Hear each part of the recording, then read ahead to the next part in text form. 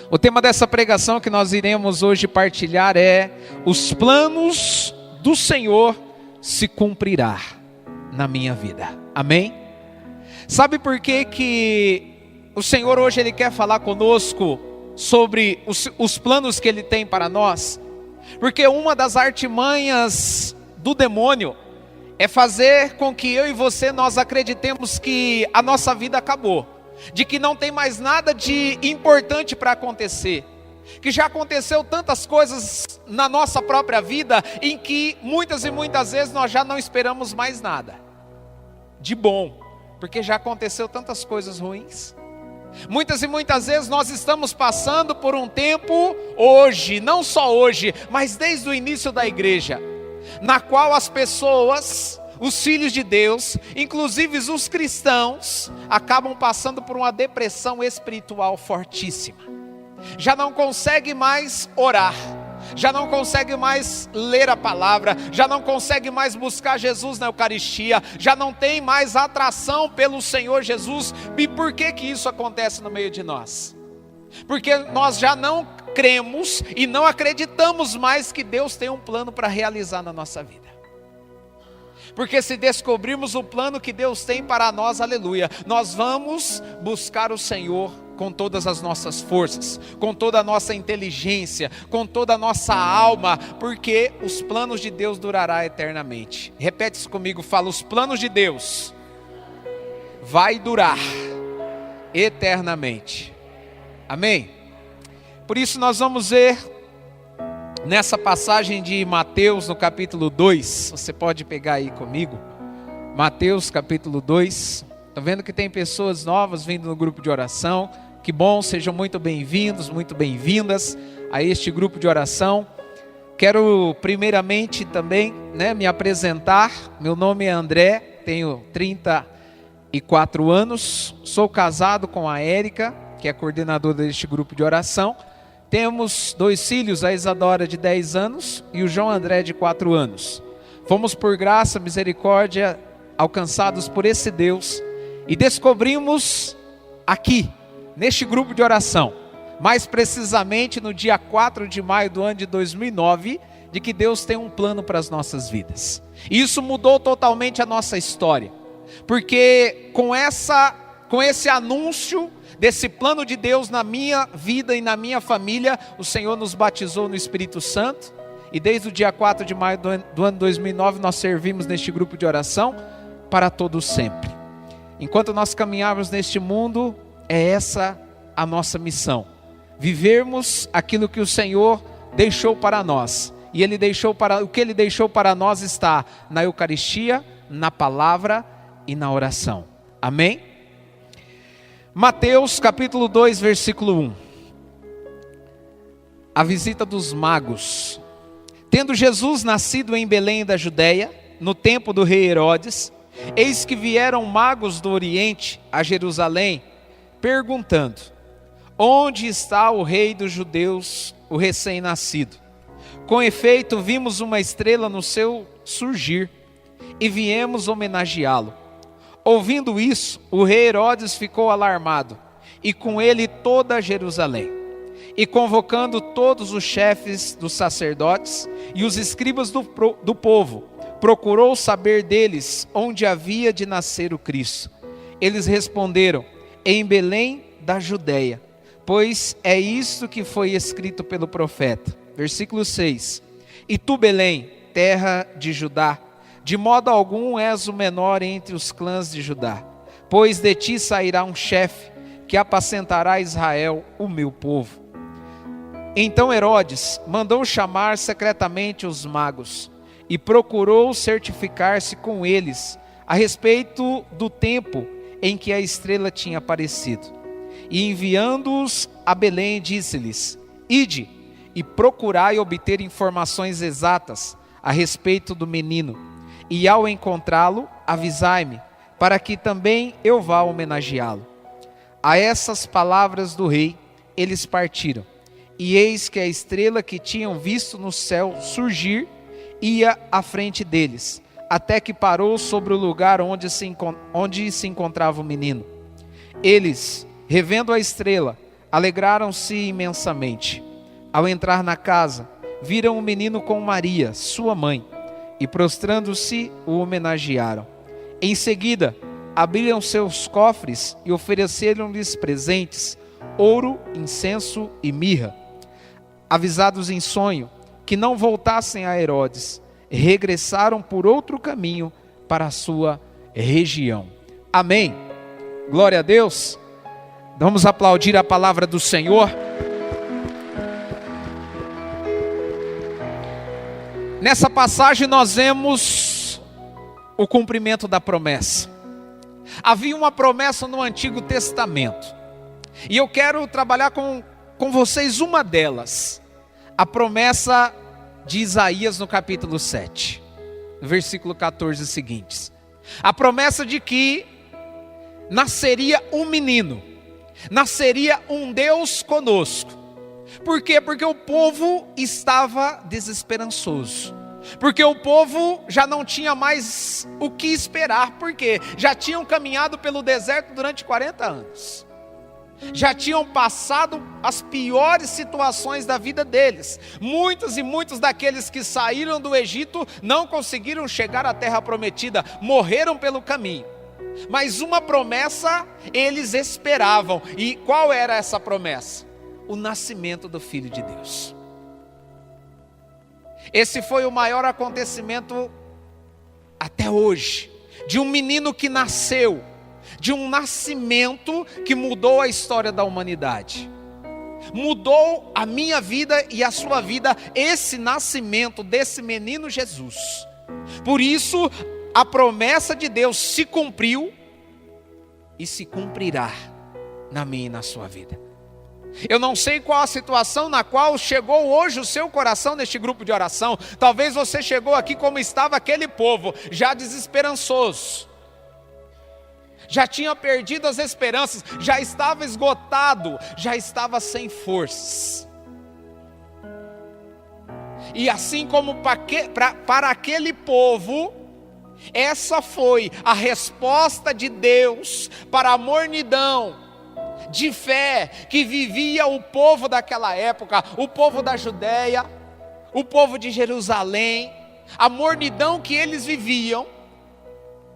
Para combater essa mornidão, o Senhor Deus enviou o seu próprio Filho para nascer no meio de homens e mulheres desesperançosos, doentes, fracos. E aí, nós precisamos compreender que as promessas de Deus durarão eternamente. Esse Jesus que nasceu há mais ou menos 2000 anos atrás, ele precisa hoje nascer na minha e na sua vida.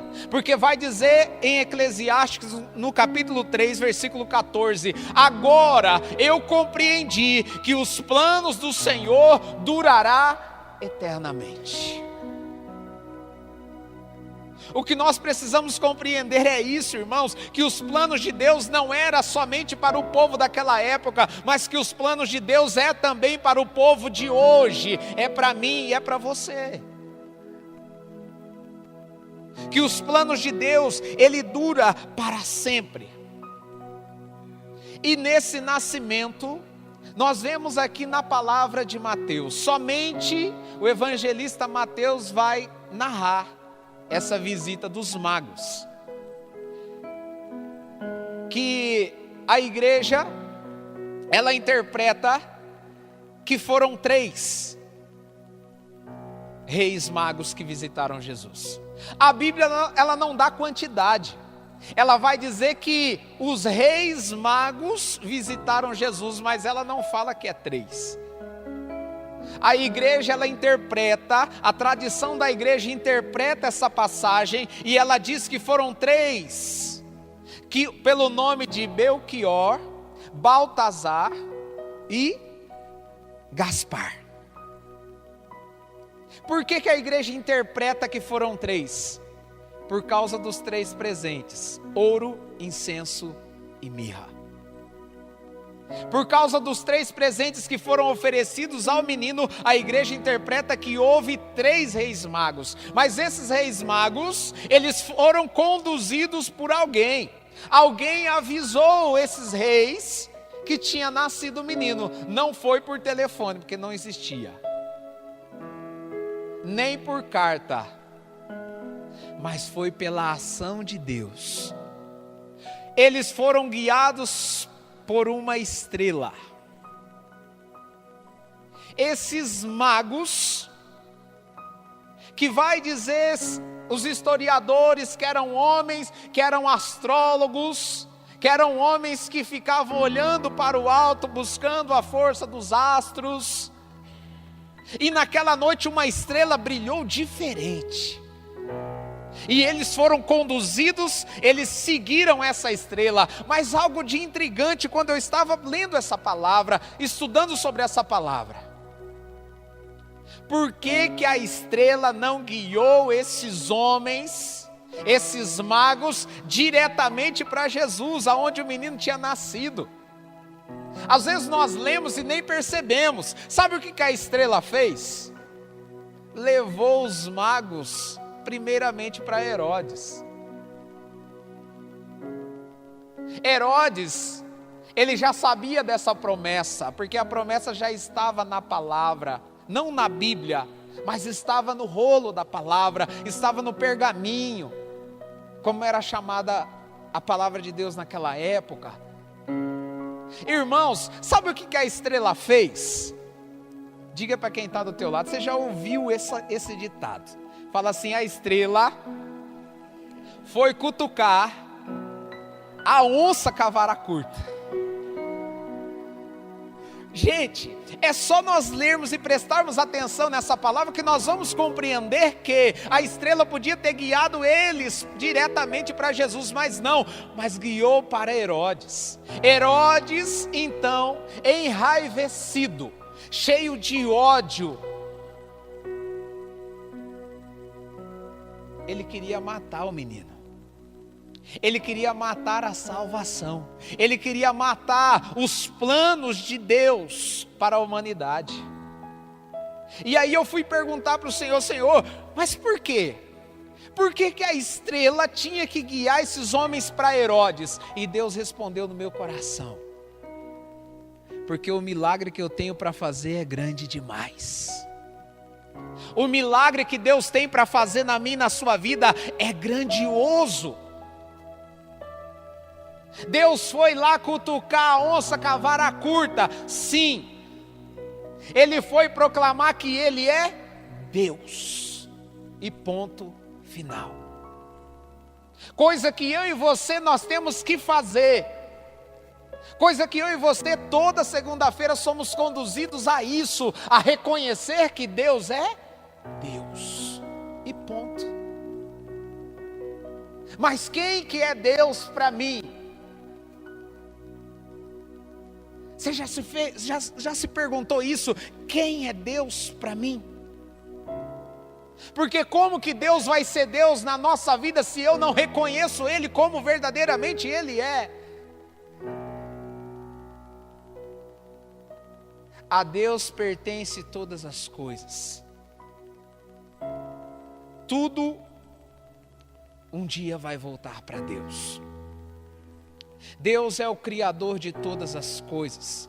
Deus é o dominador de todas as coisas. Uma palavra sua e tudo será mudado. Deus é aquele que muda diagnósticos médicos pelo poder da oração. Porque esse menino que nasceu, quando ele já estava na sua vida pública, ele disse: tudo pode ser mudado pela oração. E por que que tudo pode ser mudado pela oração? Porque a minha oração tem força? Porque a sua oração tem força? Não, mas porque Deus é Deus. Por que que Ele vai cumprir a promessa dEle na minha vida e na sua vida? Porque Ele é Deus.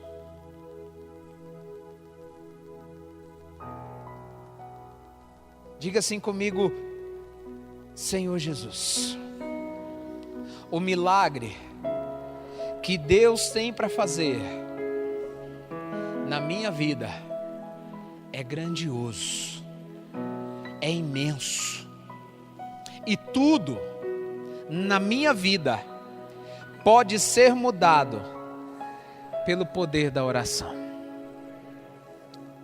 São João, ele vai descrever para nós, na sua primeira carta, no capítulo 5, pega aí comigo,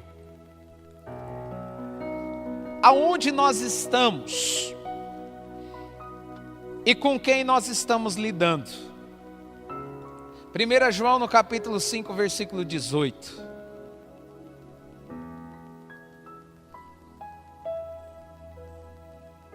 Por que nós precisamos acreditar nos planos de Deus? É 1 João, não é evangelho, é carta, lá no finalzinho da Bíblia, antes de Apocalipse. Por que nós precisamos crer que os planos de Deus já estão se cumprindo e irão se cumprir na minha vida, nas nossas vidas? São João vai dizer, capítulo 5, versículo 18: nós sabemos que todo aquele que nasceu de Deus não peca, o gerado por Deus o guarda, e o maligno não o pode atingir. O gerado por Deus o guarda, e o maligno não pode atingir.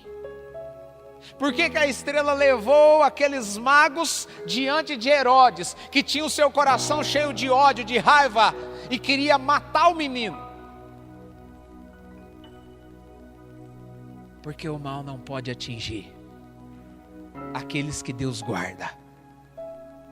Aqueles que Deus guarda, o mal não pode atingir. Versículo 19, nós sabemos que somos de Deus. Você é de Deus, sim ou não? Tem convicção disso, sim ou não?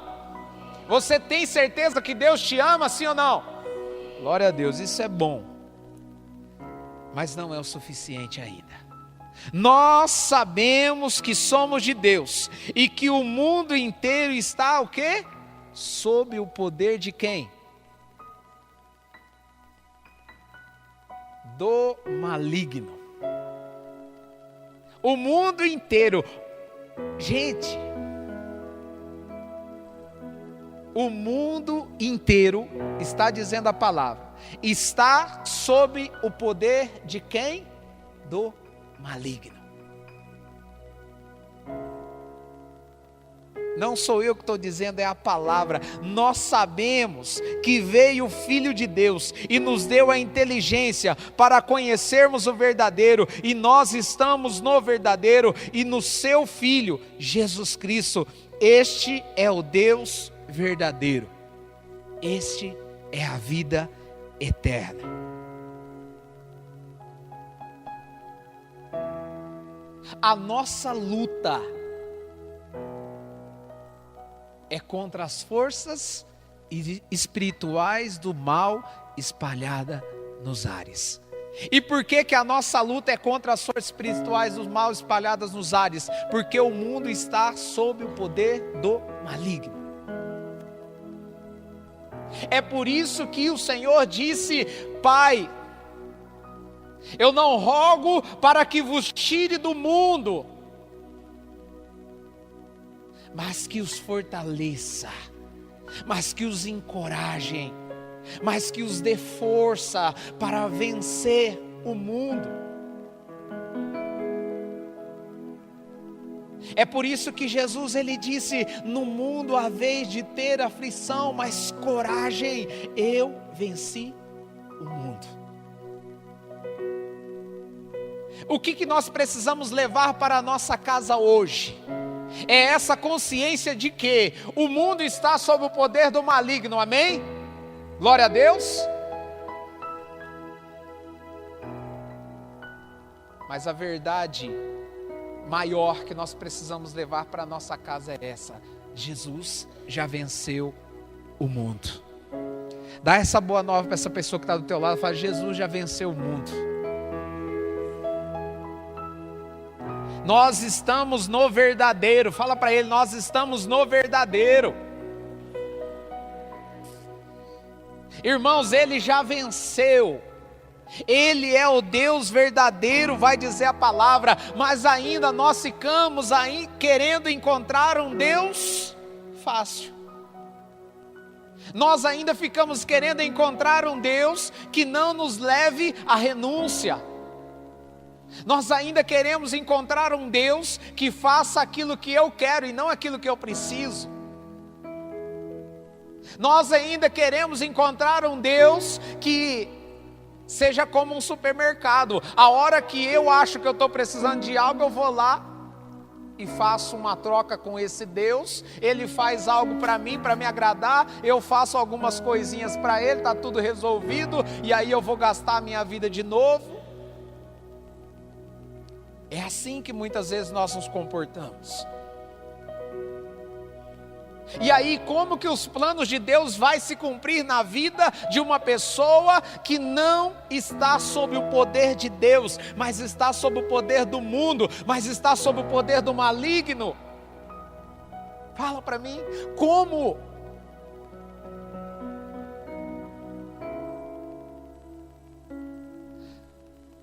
Pega aí comigo um pouquinho para trás, 1 Pedro, no capítulo 5.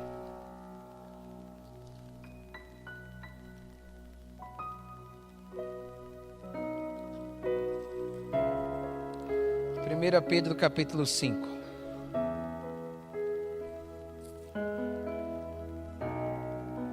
Amém?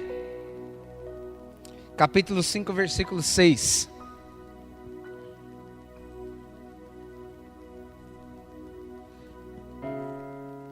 Você deseja que os planos de Deus se cumpram na sua vida, sim ou não?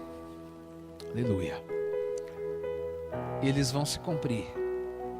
Porque eles estão se cumprindo na minha vida. Eles estão se cumprindo na vida de muitos. E Deus não faz acepção de pessoas. Ele não tem planos para um e não tem para outros, não. Deus tem planos para todos nós. E vai dizer Jeremias que é um plano de felicidade.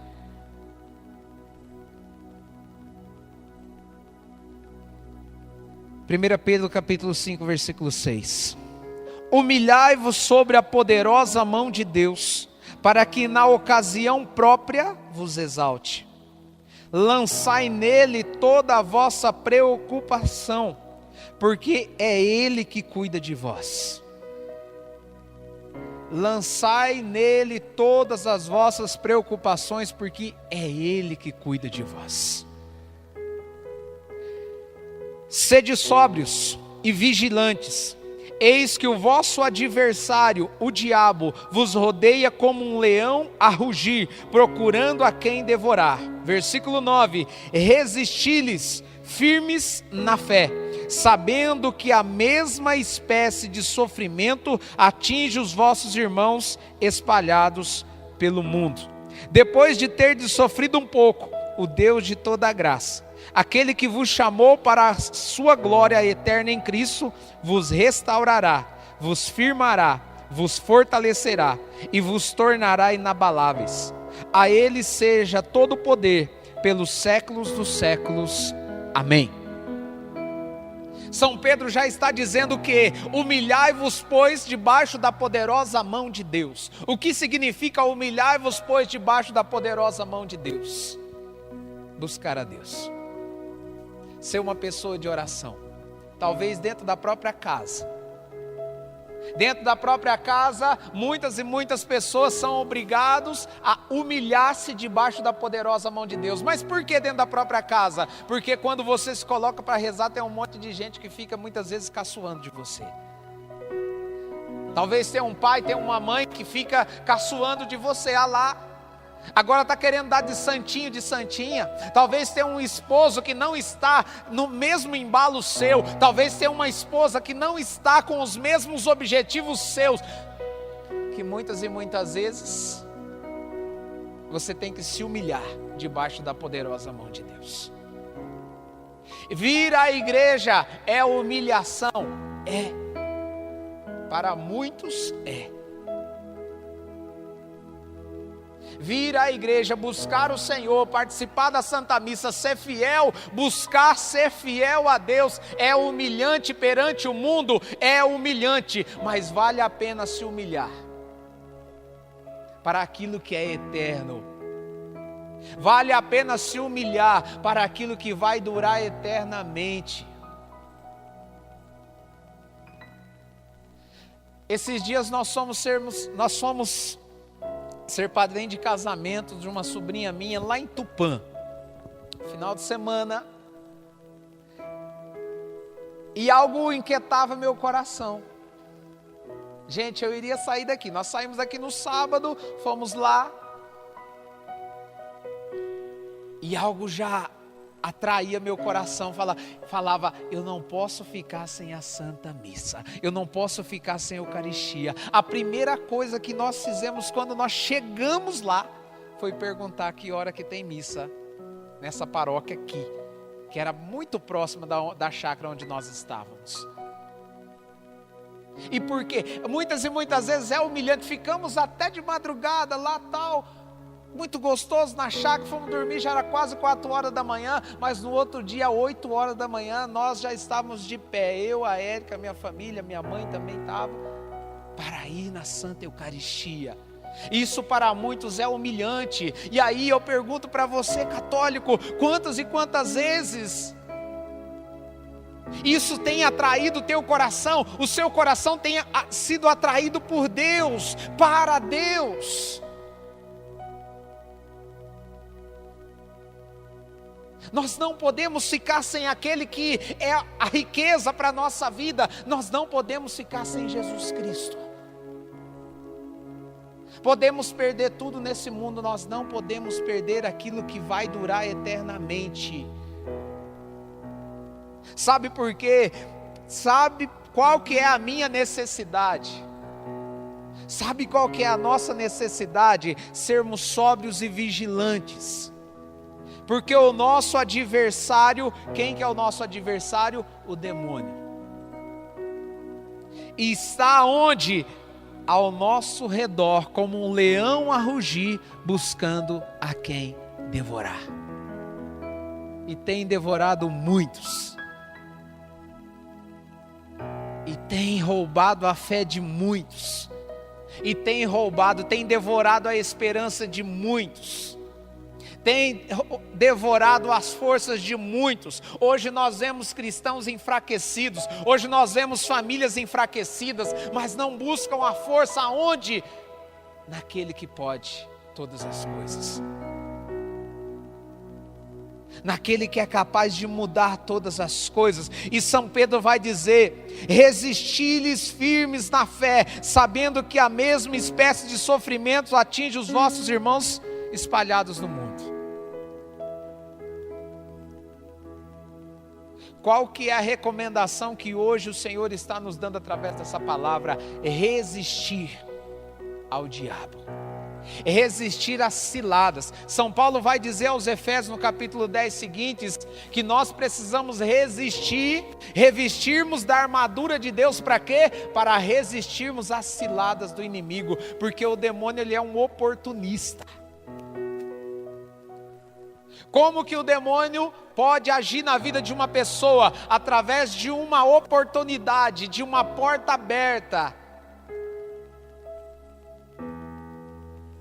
Como que ele pode entrar na vida de uma pessoa? Porque quando uma pessoa não vigia, quando uma pessoa não busca ser sóbrio, quando uma pessoa não busca resistir, aonde? Firmes na fé. Por que que Deus precisa restaurar os planos dele dentro do meu e do seu coração? Para que eu e você possamos, assim como ele disse na sua palavra, que o meu justo vai viver pela fé. E Hebreus no capítulo 11 versículo 1 vai dizer que a fé é um fundamento da esperança, é uma certeza a respeito daquilo que não se vê. Se você está vendo a graça acontecer, você não precisa de fé. Quando que eu uso a minha fé? Quando eu não estou vendo a graça acontecer, mas pela fé eu creio que Deus está agindo. É é essa a finalidade de fé que Hebreus vai dizer. Ela é o fundamento da esperança. Ela é uma certeza a respeito daquilo que não se vê. Talvez se hoje você não vê, Deus ainda não viu Deus restaurando o seu matrimônio, Deus restaurando a sua família, mas pela fé, você crê que Deus já está agindo, e mais dia ou menos dia a graça vai acontecer. Resistir aonde? Firmes na fé. Pega aí comigo Tiago, um pouquinho para trás, capítulo 4, versículo 4. Para resistir firmes na fé, nós precisamos mudar as nossas amizades. Quando nós falamos em mudar as amizades, muitas vezes já assusta os corações. Não vou entrar nem nesse mérito que más amizades corrompem bons costumes. Amizades pessoais. Mas aqui Tiago vai falar de uma amizade mundana, de uma amizade do mundo. Dizendo o seguinte: adúlteros, não sabeis que a amizade com o mundo é inimizade com Deus? Assim, todo aquele que quer ser amigo do mundo, torna-se inimigo de Deus. Quem quer ser amigo do mundo, torna-se inimigo de Deus. A amizade com o mundo que está sob o poder do maligno. E isso vem em músicas, isso vem em programa de televisão, isso vem em busca muitas e muitas vezes por horóscopo, em busca muitas e muitas vezes por seitas, por religiões não cristãs. Vai se tornando uma amizade com o mundo, vai se tornando agradável a todos. Muitas e muitas vezes nós temos esse objetivo: ah não, eu preciso agradar a todo mundo.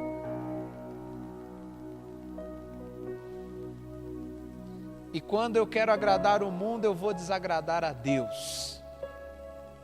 São Pedro, ele mesmo disse, quando ele estava ali, diante do sinédrio, ele olhou para aqueles homens. Se ele dissesse que ele renunciasse a Jesus, renunciasse ao Senhor, eles não iriam prender Pedro de novo, eles não iriam bater em Pedro, Pedro não seria esfolado outra vez.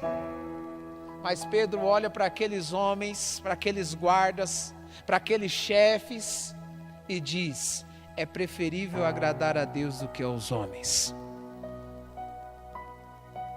É preferível agradar a Deus do que ao mundo. Diga isso para essa pessoa: é preferível agradar a Deus do que ao mundo. Olha o que está dizendo ainda essa palavra: ou julgais que é em vão que a Escritura diz, ele reclama com ciúme o Espírito que pôs dentro de nós. Mas Ele nos dá uma graça maior, conforme diz a Escritura: Deus resiste aos soberbos, mas dá a graça aos humildes. Versículo 7: sujeitai-vos, pois, a Deus, e resisti a quem? Ao diabo, e ele fugirá de vós. Chegai-vos a Deus, e Ele se achegará a vós. Para que os planos de Deus se cumpram nas nossas vidas, é necessário resistir a tudo aquilo que é mal. É necessário resistir a tudo aquilo que é trevas. É necessário resistir a tudo aquilo que traz para nós mágoa, ressentimento, ódio, a tudo aquilo que causa em nós um desejo de vingança, de pagar o mal com o mal. Para que os planos de Deus se cumpram, é necessário resistir, irmãos, aos desejos da carne, que eles se opõem à vontade de Deus. Deus não vai cumprir os seus planos na vida de quem está de braços dados com o mundo. Ouça isso. Por isso que a palavra de Deus, ela diz Em Romanos, no capítulo 12, não vos conformeis com este mundo, mas fazei o quê? Transformai-vos pela renovação do vosso espírito. A palavra nos chama a não nos conformar com as coisas deste mundo, a não querer agradar o mundo, porque se nós agradamos o mundo, nós vamos agradar a Deus. E quem mais sofre na história, sabe quem é? Sou eu e é você. Deus sempre vai ser Deus. Há uma frase fantástica de um santo que diz: Deus sem mim, Ele é Deus. Eu sem Deus não sou nada. Deus sem mim, sem você, Ele vai continuar sendo Deus, mas eu e você sem Ele não somos nada. É por isso que Jesus em São João, no capítulo 15, versículo 5, Ele vai dizer: sem mim nada podeis fazer. Sem mim nada podeis fazer. André, eu tenho saído, não tenho encontrado emprego. Sem mim nada podeis fazer. Clama o poder do Espírito Santo, clama a graça de Deus, que Deus vai abrir uma porta, Deus vai fechar portas e vai abrir aquela que Ele quer abrir. Ah, mas está demorando. Essa palavra de Deus diz que os pássaros não plantam, nem colhem, e Deus não deixa faltar nada. Imagine eu e você que somos filhos dele. André, mas eu já estou sem forças. André, mas eu já não estou aguentando mais essa situação. Há uma promessa que foi deixada para nós. E essa promessa está em Atos dos Apóstolos, capítulo 1, versículo 8. Pega aí comigo para nós irmos para a oração. Atos dos Apóstolos, capítulo 1, versículo 8.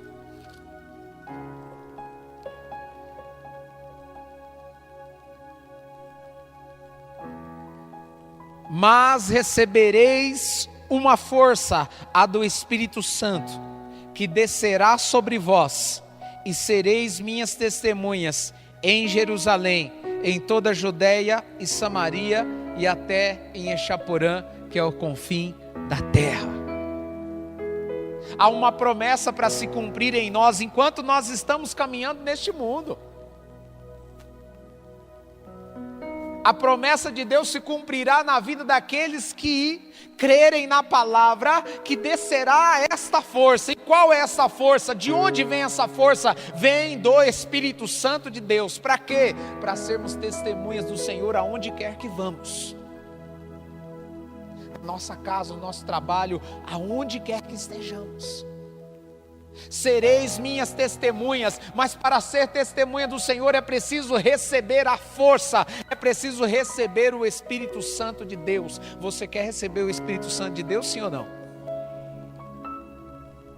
Mas entenda algo, é algo que nós recebemos e recebemos pela fé. A minha vida, no dia 4 de maio do ano 2009, ela iniciou-se um processo de transformação pela fé. Não pensa que eu vi descendo um rio de água sobre a minha cabeça, não. Eu senti, eu experimentei a graça de Deus pela fé, irmãos.